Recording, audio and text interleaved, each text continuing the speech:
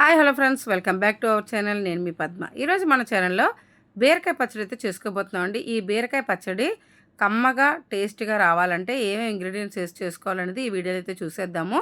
చాలా సింపుల్గా తక్కువ టైంలో చేసేసుకోవచ్చు. నేను ఒకే ఒక బీరకాయని అయితే ముక్కలు కట్ చేసుకున్నానండి. ఇలాగా కడిగేసుకొని తొక్క తీసుకోవసరం లేదు.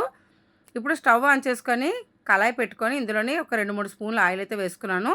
పావు టీ స్పూను ఆవాలు, అర టీ స్పూన్ జీలకర్ర, అర టీ స్పూన్ చిన్నమినపప్పు, ఒక స్పూను పచ్చిశనగపప్పు వేసుకుంటున్నానండి. ఆయిల్ వేటెక్కిన తర్వాత ఇవి వేసుకొని ఈ తాలింపు దినుసుల్ని బాగా వేయించుకోవాలి. కొద్దిగా కలర్ మారి మనకి మంచి వాసన వచ్చినంత వరకు చూసుకొని అంతవరకు వేయించుకోవాలి. వీటిని ఒక్క నిమిషం పాటు వేయించుకుంటే సరిపోతాయండి. తాలింపు దినుసులు కదా, త్వరగానే వేగిపోతాయి. మరి ఎక్కువ వేయించేసుకున్నా కూడా మనకు కలర్ మారిపోతే పచ్చడి టేస్ట్ అనేది మారిపోతుంది. నేనైతే ఇక్కడ ఫ్లేమ్ అనేది మీడియంలో పెట్టుకున్నాను. ఇప్పుడు తాలింపు దినుసులు కొద్దిగా వేగినాయి కదా, ఇందులోకైతే ఒక స్పూన్ వరకు నువ్వులు అయితే వేసుకున్నానండి. ఈ నువ్వుల్ని కూడా అర నిమిషం నుంచి 1 నిమిషం లోపు వేయించుకుంటే సరిపోతుంది, లైట్గా కలర్ మారినంత వరకు. మరి ఎక్కువసేపు అయితే వేయించుకోవసరం లేదండి. నువ్వుల్ని కూడా త్వరగానే వేగిపోతాయి, ఆల్రెడీ ఆయిల్ వేడిగా ఉంది కదా. ఇప్పుడు ఇందులోకి కొద్దిగా కరివేపాకు వేసుకోవాలి. నేనైతే కరివేపాకు వేసిన తర్వాత ఇక్కడ కారం సరిపడగా 4 అయితే ఎండుమిర్చిని అయితే వేసుకున్నాను. ఇదే ప్లేస్లో మీకు కావాలనుకుంటే కారం ఎక్కువ కావాలనుకుంటే పచ్చిమిరపకాయలు కూడా యాడ్ చేసుకోవచ్చండి. ఇప్పుడు ఇవి కూడా వేగిపోయినాయి కదా, ముందుగా కట్ చేసి పెట్టుకున్న బీరకాయ ముక్కలను అయితే ఇప్పుడు ఇందులో వేసేసుకోవాలి. ఇప్పుడు బీరకాయ ముక్కలు వేసుకున్న తర్వాత మనము మీడియం ఫ్లేమ్లో పెట్టుకొని ఒక 5 నిమిషాలు అయితే బాగా వేయించుకుంటే సరిపోతుందండి.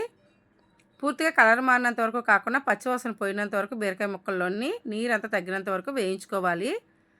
ఈ బీరకాయ పచ్చడి అయితే మా అమ్మగారు చాలా బాగా చేసేవారు చిన్నప్పుడు. బొగ్గుల పొయ్యి మీద వేపి అది రుబ్బు రోట్లో రుబ్బేవారు. ఆ పచ్చడి కమ్మగా టేస్టీగా ఉండేది. ఇప్పుడు అన్నీ మిక్సీ జార్లోనే మనం అయితే చేసుకుంటున్నాం కదండి. అప్పటి రోజుల్లోనైతే అమ్మ బొగ్గుల పొయ్యి మీద అయితే చేసేవారు. చాలా చాలా రుచిగా ఉండేది. ఇప్పుడు బీరకాయ ముక్కలు కొద్దిగా వేగిన తర్వాత 2 వెల్లుల్లి రెబ్బలు, కొద్దిగా చింతపండు అయితే వేసుకున్నాను. ఎందుకంటే ఇక్కడ నేను తీసుకునేది ఒకే ఒక బీరకాయ కదా. ఇప్పుడు వీటిలన్నిటిని కూడా మరొక 2-3 నిమిషాల పాటు వేయించుకుంటే సరిపోతుంది. వేయించుకున్న తర్వాత కొద్దిగా చల్లారనివ్వాలండి. ఇప్పుడు వేగిన తర్వాత నేను ఆపేసుకున్నాను. ఇప్పుడు స్టవ్ ఆపేసుకున్న తర్వాత చల్లారిపోయి పూర్తిగాన. ఇప్పుడు వీటిని మిక్సీ జార్లో అయితే వేసుకొని మెత్తగా పేస్ట్ లాగా పచ్చడి కింద చేసుకోవాలి. ఇప్పుడు పూర్తిగా చల్లారిపోయిందండి బీరకాయ ముక్కలు వేపుకునేది. ఇప్పుడు మిక్సీ జార్లో వేసుకొని పచ్చడి అయితే రుబ్బేసుకుందాం. ఇక్కడ కావాలనుకుంటే మీరు ఇందులోనే ఉప్పు కూడా యాడ్ చేసుకోవచ్చండి. నేనైతే ముందుగా అయితే పేస్ట్ చేసుకున్న తర్వాత ఉప్పు యాడ్ చేసుకుంటాను. ఇప్పుడు చూసారా, పేస్ట్ అయితే అయిపోయింది కదా. ఇప్పుడు రుచికి సరిపడగా ఉప్పు అయితే యాడ్ చేసుకోవాలి.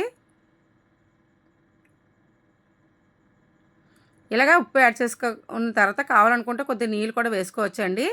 నీళ్ళు అవసరం లేదు, ఇలాగే కావాలి తిక్కగా కావాలనుకుంటే మాత్రం మనం బయట ప్రయాణాలకు వెళ్ళేటప్పుడు ఇలాగా మనం పేస్ట్లో చేసి బాక్స్లో పెట్టుకొని పట్టుకెళ్ళాం అనుకోండి, ఇడ్లీకి దోశకి తినడానికి చాలా బాగుంటుంది.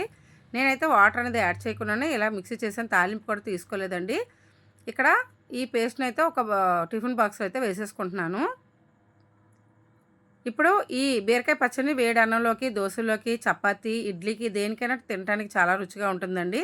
ఈ బీరకాయ పచ్చడి అయితే మీకు నచ్చింది అనుకుంటున్నాను. లైక్ చేసి షేర్ చేయండి. Thank you for watching. Bye.